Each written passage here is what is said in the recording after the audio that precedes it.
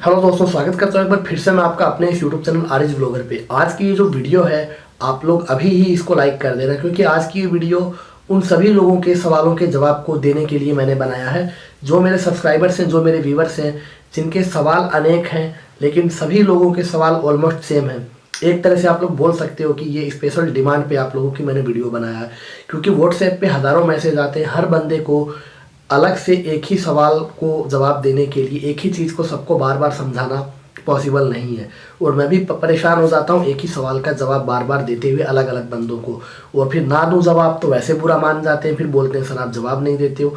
तो भाई जवाब देने की बात ऐसी है कि अगर कोई बंदा बार बार एक ही सवाल करेगा, अलग अलग बंदे एक ही सवाल करेंगे, तो वो चीज़ आपको पता है कि जवाब दे पाना थोड़ा सा इरिटेट करता है। तो इसीलिए मैंने ये आप लोगों के लिए एक वीडियो बना दिया है। थंबनेल आप लोगों ने देख लिया होगा।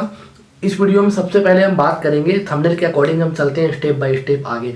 तो सबसे पहला जो मेरा यहाँ पे आप लोगों को जवाब है और जो आपका क्वेश्चन है, एडवांटेज एंड डिसएडवांटेज यूक्रेन के। एडवांटेज क्या है और डिसएडवांटेज क्या है गाइज, मैं आपको बता देता हूँ। अगर आपको एक एडवांटेज बता रहा हूँ तो उसके 10 डिसएडवांटेज भी होने वाले हैं। कैसे, चलिए मैं आपको बताता हूँ। यूक्रेन क्यों आना चाहते हो आप लोग? सबसे पहला रीज़न, बहुत से लोग हैं सोचते हैं कि शेंगेन का पार्ट है ये, तो ये शेंगेन का पार्ट नहीं है। ठीक है, हाँ ये यूरोपियन टेरिटरी में ज़रूर आता है, जैसे कि क्रोएशिया है, रोमानिया है, बेलारूस है, और उसके अलावा मोल्डोवा है। काफ़ी सारी कंट्रीज़ हैं वो यूरोपियन टेरिटरी में ज़रूर है, लेकिन शेंगेन का पार्ट बिल्कुल नहीं है। ठीक है, अब चलिए बात कर लेते हैं यहाँ पे कि एडवांटेज क्या है। आप लोग यहाँ पे आकर के पैसा कमाना चाहते हो ढेर सारा यूक्रेन में। मुझे बहुत से लोग बोलते हैं कि सर मैं बैंकिंग फील्ड में काम कर रहा हूँ, मैं आईटी सेक्टर में काम करता हूँ, मैं ये हूँ, मैं वो हूँ, मैं इंडिया में लेक्चरर हूँ। ठीक है, आप इंडिया में जो भी हो, इट डजेंट मैटर। यूक्रेन के लिए अगर आप यूक्रेन जा रहे हो तो सबसे पहली बात है, आपको रशियन या यूक्रेनियन दोनों में से एक लैंग्वेज आना बिल्कुल मस्ट है। अगर आपको इन दोनों में से एक लैंग्वेज आती है तब तो आप लोग वहाँ पे जिस तरह वहाँ के लोकल लोगों को जॉब मिल जाती है, जो वहाँ के सिटीज़न है, उसी तरह आपको भी जॉब मिल जाएगी। मॉल में या किसी भी फील्ड में आपको जॉब मिल जाएगी आपकी स्किल्स के अकॉर्डिंग। ठीक है, तो सबसे बड़ा एडवांटेज रशियन आने का ये है। और सबसे बड़ा डिसएडवांटेज ये है आपकी लैंग्वेज। अगर आपको लैंग्वेज नहीं आती है तो सबसे बड़ा डिसएडवांटेज पहला ये। ठीक है, एडवांटेज मैंने आपको बता दिया अगर लैंग्वेज आती है। लैंग्वेज नहीं आती है तो ये आपके लिए सबसे बड़ा डिसएडवांटेज होने वाला है।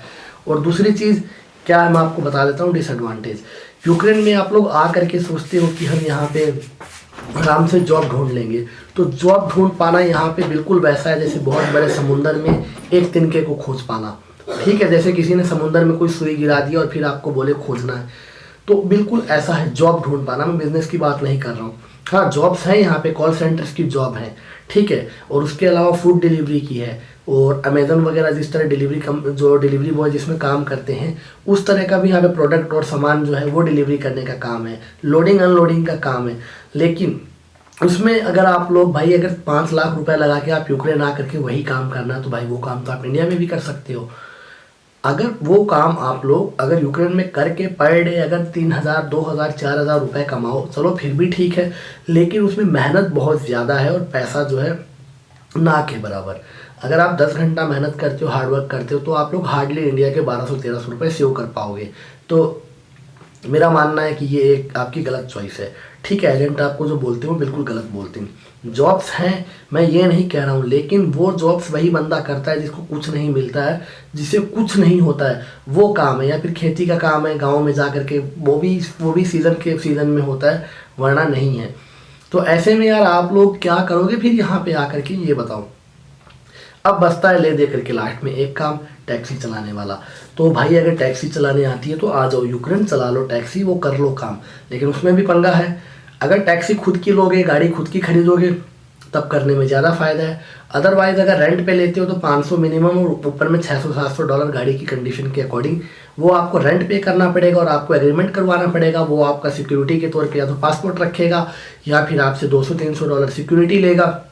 तो $500-600 हर महीने का रेंट, फ्यूल आपको डलवाना है, उसकी गाड़ी का पूरा ध्यान आपको रखना है, मेंटेनेंस का।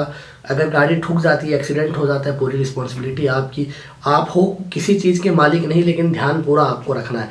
मालिक को इतना मतलब है कि हमें रेंट लेना है। तो अगर आप लोग यहाँ पे आकर के रेंट पे लेके गाड़ी चलाते हो तो ठीक है, मैं ये नहीं बोल रहा गलत है, ठीक है आप लोग अर्निंग कर पाओगे, रेंट वगैरह सब निकाल करके आप लोग हार्डली महीने के $500-600 सेव कर पाओगे। उसमें आपका खर्चा भी होगा, रहने का, खाने का, ये खर्चा, और उसके अलावा आपका मोबाइल का खर्चा। तो इस तरह से टोटल मिला करके आप लोगों का आराम से यहाँ पे बचेगा सिर्फ $500-600। 5 लाख लगा करके आए हो आप लोग यहाँ पे और आ करके यार गाड़ी चला रहे हो, तो मेरा मानना है ये भी एक बैड डिसीजन है। हाँ ठीक है, अगर आप लोगों के पास पैसे एक्स्ट्रा हैं और आप लोग अगर यहाँ पे कुछ बिजनेस करना चाहते हो तब यूक्रेन एक अच्छी कंट्री है। बिजनेस मैंने आपको बता दिया, टॉप 5 बिजनेस क्या क्या है यूक्रेन पे। अगर नहीं देखा है मेरे चैनल पे जाना, जो नीचे आरिश ब्लॉगर लिखा है क्लिक करना, वीडियोस पे क्लिक करना, प्लेलिस्ट में आपको मिल जाएगा। ठीक है, अब यहाँ पे बात करते हैं गाड़ी के बिजनेस में प्रॉफिट कैसे। अगर आप लोग यहाँ पे गाड़ी खुद की खरीद लेते हो, 10-12 घंटे चलाते हो, तो ठीक है आपका रेंट बच रहा है, नंबर 1 पॉइंट। उसके अलावा जब मर्जी आप चला सकते हो, ये दूसरा एडवांटेज। तीसरा ये कि गाड़ी आपकी है, कोई हेडेक नहीं, ठुक जाए, भिड़ जाए, भाई कुछ भी हो जाए, पूरी हेडेक, पूरी रिस्पॉन्सिबिलिटी आपकी है। तो ऐसे में आप लोग नर्वस होकर ड्राइविंग नहीं करोगे। और अगर वही रेंटल गाड़ी होती है तो यार 1000 चीज़ें दिमाग में सोचना पड़ता है। होता है ऐसा कि भाई बंदे की गाड़ी है, हल्की सी भी टच हो जाती है तो भाई वो तो आपकी सिक्योरिटी नहीं देगा या आपसे बोलेगा ठीक करवाओ। खुद की गाड़ी यार चलो थोड़ी बहुत अगर बम्पर टच हो जाता है, साइड से मिरर टच हो जाते हैं, पीछे से गाड़ी लग जाती है, कोई बात नहीं यार, चल रही है, ठीक है, जब कभी पैसे होंगे तो करवा लिया। और रेंट की चीज़ में इंसान जो है बन जाता है। इसीलिए मैं हमेशा बोलता हूँ लाइफ में अगर कुछ करना है तो, मैं जॉब की बात नहीं कर रहा हूँ, गवर्नमेंट नौकरी की, और कि कुछ लोग जो है बुरा मान जाएंगे। फॉरेन में जा करके, वो भी ऐसी कंट्री में जा करके जहाँ आप लोग 5 लाख लगा के जहाँ पे नौकरी करके 30-35 हज़ार कमाओगे, उससे बेटर या तो आप इंडिया में रहो या फिर आप लोग कोई बेटर ऑप्शन सर्च करो या फिर आप लोग उस कंट्री में जाके अपना ही बिजनेस करो। भले ही बिजनेस छोटा क्यों ना हो, लेकिन खुद का बिजनेस खुद का होता है। और अब जो बात करते हैं यहाँ पे यूक्रेन में जो एक्सपेंसेस हैं वो क्या है। मैंने जॉब आपको बता दिया है क्या क्या जॉब है यहाँ पे, मैंने हर चीज़ एक्सप्लेन कर दिया है। और टैक्सी के काम में भैया सबसे ज़्यादा पैसा है। ठीक है, चाहे अगर रेंट की भी गाड़ी चलाओगे तो $500-600 बचा लोगे। और अगर 15-16 घंटा अगर रेंट की गाड़ी चलाते हो तो भाई नो डाउट आराम से $800 से $1000 कमा लोगे। खुद की गाड़ी है तो मैंने बंदों को देखा है, और काफ़ी अभी ब्लॉगर हैं जो वीडियो डाल रहे हैं लाइव, बिल्कुल लाइव अपडेट के साथ, जब वो लोग गाड़ी चलाते हैं कि अर्निंग कितनी है। 1200 तक लोग बंदे $1200 लोग कमा रहे हैं। लेकिन हार्डवर्क करना पड़ेगा, ये नहीं कि 5-6 घंटा चला करके आप लोग कर लोगे, मिनिमम 14-15 घंटे, और वो भी बिल्कुल ऑनेस्टी और ईमानदारी के साथ काम। अब उसके अलावा अब मैंने आपको यहाँ पे यूक्रेन में जो इनकम बता दिया जो थंबनेल के अकॉर्डिंग। अब जो दूसरा पॉइंट है मंथली एक्सपेंसेस इन यूक्रेन, तो महीने का जो खर्चा है यूक्रेन में, आप लोग मान लो अगर आप लोग हॉस्टल में रहते हो तो आराम से 3000 से 3500 ग्रीवना, यानी कि जो आराम से 80 से 90, 70 से लेके 80 डॉलर तक आप लोग जो है हॉस्टल में रह सकते हो। लेकिन हॉस्टल सेफ है भी और नहीं भी है। टूरिस्ट के लिए हॉस्टल सही है क्योंकि उसे 1-2 दिन रहना है। जब आप लोग वहाँ पे लंबे टाइम के लिए रह रहे हो, डेली नए नए लोग आएंगे, लेकिन आप वहाँ पे परमानेंट हो, अगर आपके पास महंगे गैजेट्स हैं, आपके पास पैसे हैं, आपके डॉक्यूमेंट्स हैं, अगर हॉस्टल में कोई चीज़ चोरी हो जाती है तो आप किसी पे ब्लेम नहीं कर पाओगे। क्योंकि एक रूम में 4-5-6 बंदे रहते हैं, बड़े बड़े रूम में 10-10 बंदे भी मैंने देखे हैं सिंगापुर में और काफ़ी कंट्रीज़ में। तो ऐसे में वहाँ पे जो है आप किसी पे इल्ज़ाम नहीं लगा सकते हो। ये सबसे बड़ा डिसएडवांटेज है हॉस्टल का। और फ़ायदा ये है कि आपको उसी बजट में आपको वाईफाई भी मिल जाएगा, आपको किचन भी मिल जाएगा, आपको सब कुछ मिल जाएगा, सारी फैसिलिटी मिल जाएगी। हॉस्टल में ज़्यादातर में कॉमन एरिया भी होता है, लैपटॉप भी होता है आपको, और सिस्टम भी होता है, कंप्यूटर, आप लोग अपना काम वगैरह भी कर सकते हो। तो एडवांटेज भी है, लेकिन उससे बड़ा डिसएडवांटेज भी है। अगर चोरी हो जाती है, अगर आपकी कोई चीज़ खो जाती है, तो ऐसे में आप लोगों को बड़ा सोचने वाली चीज़ है। ये 1-2 दिन के लिए हॉस्टल ठीक है। अब यहाँ पे बात कर लेते हैं कि अगर आप लोग घर रेंट पे लेके रहते हो, अगर शेयरिंग में रहते हो तो भाई $100 आपसे लगा लो आप लोग आराम से, मिनिमम $100 और ऊपर में भाई जितना आप लोग लगाना चाहो उतना। बाकी $100 अगर आप लोग 4-5 बंदे अपार्टमेंट लेके रहते हो तो पर हेड पर बंदे को $100 में आराम से गुजारा हो जाएगा। और $100 ये आप लोग खाने में लगा लो, दिल खोल करके भाई जो खाना है आराम से खा सकते हो, जो आपको पसंद है, वेजिटेरियन हो या नॉनवेज खाओगे तो भी $100 मोर देन सफिशिएंट है। अब उसके अलावा यहाँ पे यूक्रेन में गाड़ी कैसे रेंट पे होती है, चलो ये बता देता हूँ। स्टूडेंट को गाड़ी रेंट पे लेना बड़ी मुश्किल है। अगर फ्रेंड सर्किल है, वहाँ पे पहले से कोई बंदे रह रहे हैं, उनकी जान पहचान के कोई रिलेटिव्स हैं, तो आपको गाड़ी मिल जाएगी। अदरवाइज स्टूडेंट को गाड़ी कोई नहीं देता है, क्योंकि स्टूडेंट का काम करना इलीगल है। इन केस अगर गाड़ी ठुक जाती है, एक्सीडेंट हो जाता है और स्टूडेंट बोलते भाई आप मुझे फांसी पे लटका दो, मेरे पास तो पैसे नहीं है, क्या कर लोगे आप लोग? कुछ भी नहीं कर पाओगे। केस करोगे तो आप फंसोगे कि आपने स्टूडेंट को दी क्यों। ये सबसे बड़ा डिसएडवांटेज है। और एडवांटेज ये है कि आपको भाई उससे स्टूडेंट से आराम से $500-600 रेंट मिल जाएगा। लेकिन अगर गाड़ी ठुक गई या कोई बंदा मर गया, उसने कुछ एक्सीडेंट कर दिया, कोई रूल ब्रेक कर दिया या कुछ भी भाई कर दिया, उसकी रिस्पॉन्सिबिलिटी किसकी होगी? कार के ऑनर की, ना कि उस स्टूडेंट की। स्टूडेंट तो बोल देगा चलो गलती हो गई, अब पकड़ा जाएगा गाड़ी का मालिक, या स्टूडेंट बोल देगा पैसे ही नहीं है मेरे पास, जब होंगे तब दे दूंगा। भाई क्या कर लोगे आप? कुछ भी नहीं कर पाओगे। तो और गलती आपकी, आपने स्टूडेंट को दिया क्यों, जबकि आपको पता है कि वो स्टूडेंट काम कर रहा है तो इलीगल है। तो स्टूडेंट को गाड़ी जो जान पहचान वाला बंदा या फ्रेंड सर्किल के थ्रू ही मिल सकती है। अदरवाइज़ मैं इस चीज़ को कभी भी प्रेफर नहीं करता हूँ कि किसी स्टूडेंट को आप बिना जान पहचान के सिर्फ रेंट के लालच में उसको गाड़ी दे दो। अब बात कर लेते हैं यहाँ पे work permit cost of Ukraine. Ukraine के वर्क परमिट का कॉस्ट क्या है? मार्केट में भाई अलग अलग रेट चल रहा है। 1 साल का अलग, 3 साल का अलग। 3 साल वाला ही मैं प्रेफर करता हूँ, वो भी वर्क परमिट नहीं, कंपनी फॉर्मेशन करके as a director, as a founder आप लोग यूक्रेन आओ, वो सबसे बेटर है। पैसे आपके लगभग उतने ही लगेंगे जितना 1 साल का वर्क परमिट का लगता है। पंजाब में, हरियाणा में, राजस्थान में, इनफैक्ट दिल्ली में काफ़ी ऐसे एजेंट हैं, मुंबई में और गुजरात में। ये जो एक ऐसा हब बन चुका है लोगों को लूटने का। इसमें गुजरात और मुंबई का नाम भी मैं ले रहा हूँ क्योंकि मेरे पास सबसे ज़्यादा क्वेरी अभी गुजराती लोगों की आ रही है। भाई गुजरात के भाइयों के साथ बहुत फ्रॉड हो रहा है। एजेंट जो हैं वहीं के एजेंट उन्हें लूट रहे हैं। स्पेशली अहमदाबाद के, सूरत के, अहमदाबाद के पास कोई विलेज है या सिटी है मुझे नहीं पता, नवसारी, कोई नौसर या नवसारी करके कोई जगह है, वहाँ के यार 5 बंदों ने मुझे कांटेक्ट किया जिनसे 6-6 लाख रुपए 1-1 साल के वर्क परमिट के लिए गए और वो बंदे एयरपोर्ट से वापस यहाँ पे आ गए। तो अब सोचो यार, 6 लाख भी गए आपके और वहाँ गए वापस आए, वो एक आप लोगों को टेंशन भी हुआ कि यार क्यों हमें वहाँ से डिपोर्ट किया गया। मैं रिक्वेस्ट करता हूँ वो लोग यूक्रेन बिल्कुल ना जाएं जिन्हें इंग्लिश बिल्कुल नहीं आती है, जिनमें कोई स्किल नहीं है, कम्युनिकेशन स्किल भी नहीं है। खाली एजेंट के भरोसे आप लोग यूक्रेन मत जाइए कि हमारा एजेंट ये करवा देगा वो करवा देगा। वो कुछ नहीं करवा सकता है। वो आपसे पैसे ले लेगा, आपको फ्लाइट में बैठा देगा, फ्लाइट में बैठने के बाद वो कौन आप कौन उसको कोई मतलब नहीं है। ठीक है, ये चीज़ आपको एजेंट कभी नहीं बताएगा।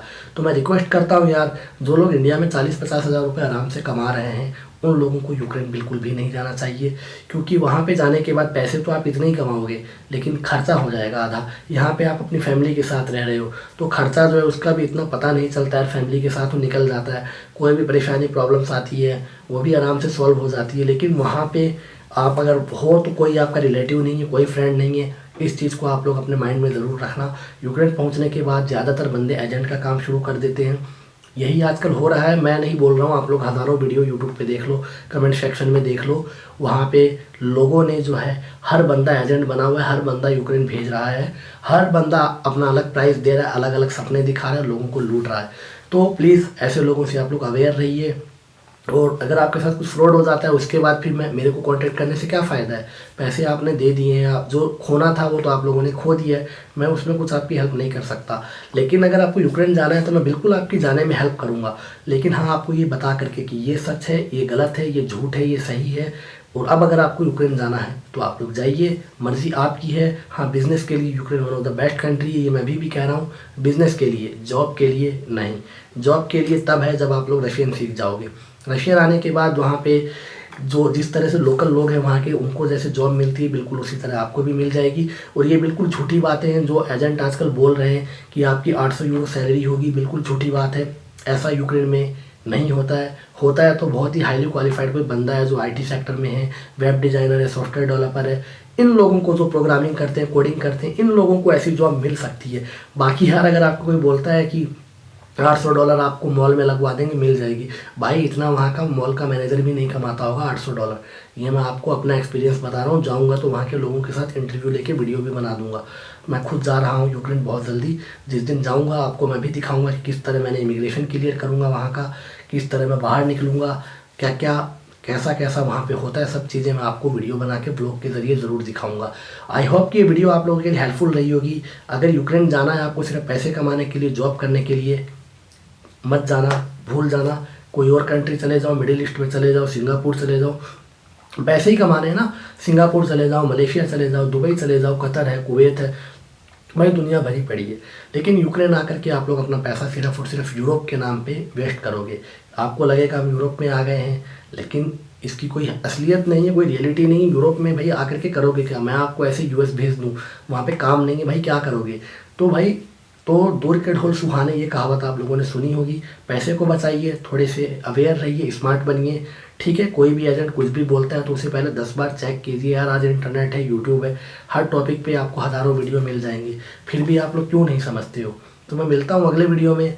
आई होप कि वीडियो अच्छी लगी होगी, दी हुई इन्फॉर्मेशन आप लोगों के लिए हेल्पफुल रही होगी। चैनल को सब्सक्राइब कर देना, बेल आइकन को प्रेस कर देना। अगले वीडियो तक के लिए हैव अ ग्रेट डे।